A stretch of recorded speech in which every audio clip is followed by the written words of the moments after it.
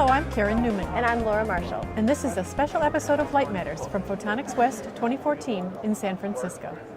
This week we'll bring you inside the conference and the exhibition and share a little about the experiences and conversations we've had at the annual meeting of the Photonics Minds. This is a big show featuring some 235 exhibiting companies at BIOS Expo and around 1,300 at the Photonics West exhibition. You have to be pretty focused to see everything you need to see. Among the many product highlights I've seen this year are BeamWise, a beam-anchored tool for automated optical system design, and Hamamatsu's CMOS image sensors for real-time distance measurements, which could have application in obstacle detection and shape and gesture recognition for robots, vehicle collision avoidance, and intruder detection in security applications.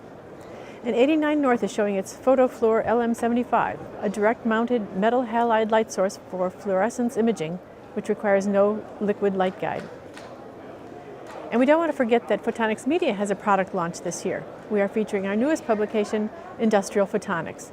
This is a big show, Laura, and there is a lot to see. It is a big show. Again this year, two of the big themes I'm hearing about at the exhibition are modularity and collaboration. Companies are working hard to give their customers and prospective customers the best possible fit for their applications. In diverse fields from spectroscopy to microscopy to lasers to cameras, from bio-research related applications to industrial ones, companies are collaborating with their customers to develop low-cost, high-performance products that are easy to use. That ease of use is where the modularity comes in. Plug and play is a phrase I've heard a lot over the past few days. Users can buy one system and then modify it easily by choosing various modules. Some product highlights I've seen this year include the new BioRay laser at Coherent, which the company says could replace LEDs for bio-research and even point-of-care applications, Nexels lasers that can be used for lighting and cinema applications, the wide range of machine vision image sensors at CMOSIS, and the modular upgradable spectrofluorometer at Edinburgh Instruments for single photon counting. I also had a great conversation with Andy Lambrecht of IMEC, who described the very diverse applications of the company's cameras, from UAVs monitoring vegetation to pharma inspection and ophthalmology, among others. There are 6 different conference sections going on throughout the event, including LASE for lasers and laser applications, BIOS focused on biophotonics, Opto for integrated optoelectronic devices, semiconductor lasers, and LEDs, MEMS for miniaturized products and systems, Green Photonics, featuring developments in photonics-driven green technologies, and Translational Research, which is focused on the potential of photonic technologies to impact the future of healthcare. I attended the Opto Conference plenary sessions, and I think it is noteworthy that both plenary speakers were women. Michal Lipson of Cornell spoke about pushing the boundaries of silicon photonics, a presentation about recent advances and challenges in integrating optics and microelectronics for optical interconnects and other applications. In the second plenary, Ursula Keller of ETH Zurich spoke on the previously unbelievable performance of ultra-fast thin disk lasers. Both very interesting talks about some important technologies. New at this year's event was a Translational Research Lunchtime Forum led by Symposium Chair Bruce Tromberg of the Beckman Laser Institute and Medical Clinic. Translational research is about moving promising science quickly into practical applications to meet modern healthcare challenges.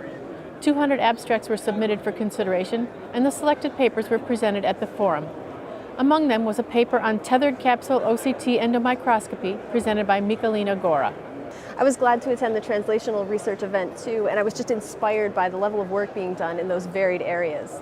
Some of my other top conference moments this year have come from SPIE's industry events. These special additions to the conference calendar are always a treat, but SPIE have really outdone themselves this time. The events ranged from panels on commercialization of photonic technologies to the solar industry and silicon photonics.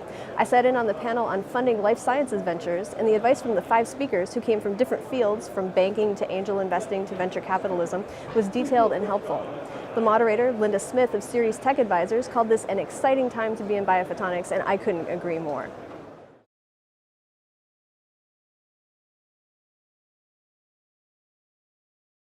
I went to a seminar and listened to one of the inventors of lasers give a speech on how he got started. And I was a young graduate student in physics at that time, and I listened to him and I thought, hey, I can do this, and I followed my dream. When I was a child, I liked to help my mom cook, and I got acquainted with pots and pans.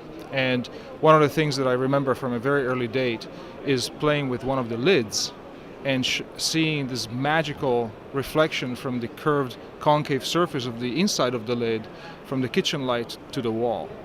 And I was just absolutely mesmerized. And so I've got to figure this out. Well, that's it for this special edition of Light Matters. As always, you can contact us with questions or comments at lightmatters@photonics.com. Thanks for watching, and we'll see you soon.